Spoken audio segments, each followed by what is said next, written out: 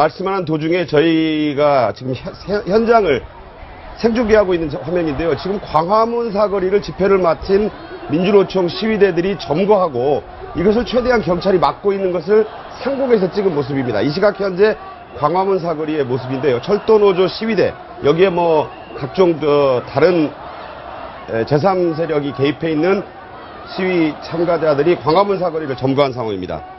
호레일 측이 취할 수 있는 어떤 징계가 어떤 것들이 고려될 수 있겠습니까? 사실 뭐 최후 통첩에 무슨 법적인 의미를 가진 것은 아니고 사실은 기왕에 이제 불법 행위는 일어나고 있는 것이고 업무 방해는 이미 일어나고 있는 것입니다. 네. 다만 호레일 측에서 그 최후 통첩을 보낸 것은 어젯밤 12시까지 돌아오면 용서를 해주겠다는 취지를 보낸 거거든요. 관용을 베푸는. 그렇죠. 예. 그런데 이제 만약에 복귀를 안 한다고 한다면 호레일로서는 모든 법적 조치를 다 해야 됩니다. 네. 업무방해죄로 고소고발을 했을 것이고 안 한 사람들은 또 같이 추가로 해야 될 것이고 예.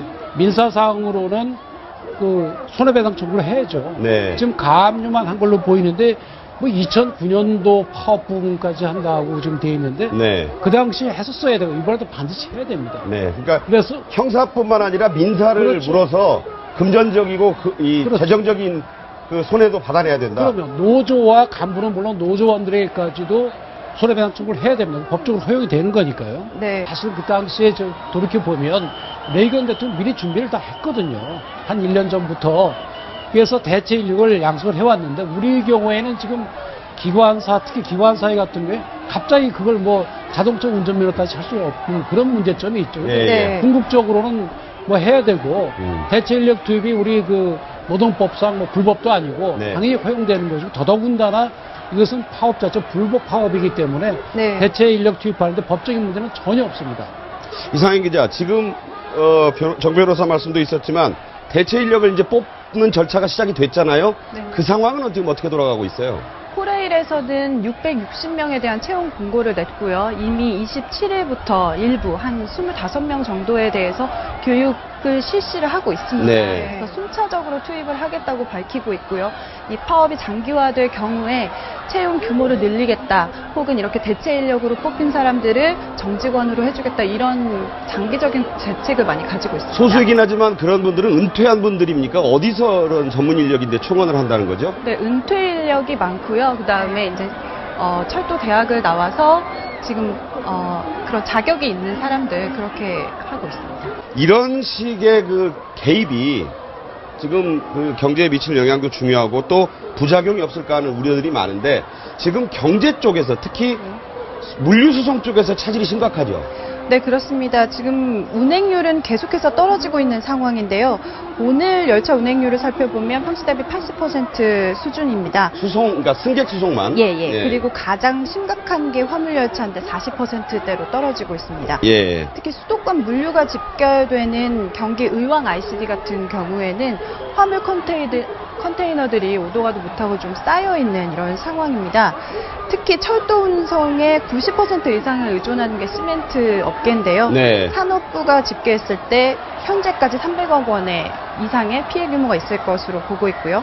또 어제 현우석 부총리는 좀 논란의 여지는 있을 것 같습니다만은 1조 원의 경제 피해액을 추산해서 발표하기도 했습니다. 정말 1조 원을 떠나서 국가 경제가 지금 연말연시에 미국은 지금 혼풍이 불어가지고 나스닥 다우 지수가 지금 뭐 사상 최고 행진을 수시로 경신하는 그런 모양새인데 이런 것들이 참 우리 경제를 주름살지게 해서는 안 될 거라는 생각이 드는데 사실 그동안 예전을 돌이켜보면 각 사업체의 노조들이 취약하고 법률적인 지식도 없고 하기 때문에 그 상급 단위에서 지원하고 교육시키고 그런 차원에서 이루어진 것이거든요. 네. 근데 이제는 시대가 바뀌어서 이제 각 노조들도 전임자들이 충분히 확보가 돼 있고 혼자 나갈 수가 있습니다. 그런데 네. 문제는 민주노총이 오늘도 저것은 노사 문제가 아니거든요. 예. 집회거든요. 그렇죠. 그 다음에 만약에 뭐 다음 주도 파업을 한다 그러면 우리 그 노조 관련법의 파업이라는 건 아시다시피 근로조건의 개선에 관한 것이지. 그렇죠. 반정부 투쟁이나 대통령이 물러나라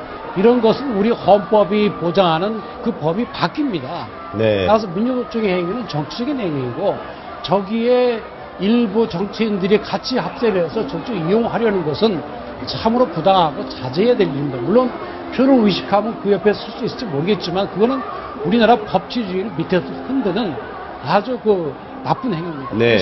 불법 시에서 도망가는 그런 사람을 잡기 위해서 학교 도서관에 들어간 것이 네. 형사소송법에 따라서 적법하다 이렇게 보고 있습니다. 그렇게 유리조각을 던지고 폭행을 하는 것을 용인한다 그러면 우리 법 체질은 무너지죠. 네. 어떻게 그게 우리 그 민주주의가 유지가 되겠습니까? 네. 있을 수가 없는 이야기죠. 네. 그래서 구체적인 경우는 모르겠지만 그 이유는 모르겠지만 만약에 사실 그런 게 인정이 된다고 함에도 불구하고 영장을 발부했다면 기각했다면 네. 상당히 심각한 문제입니다. 네. 자, 이제 올해도 사흘밖에 안 남았고, 뭐 이제 사실상 이틀밖에 안 남은 셈이에요.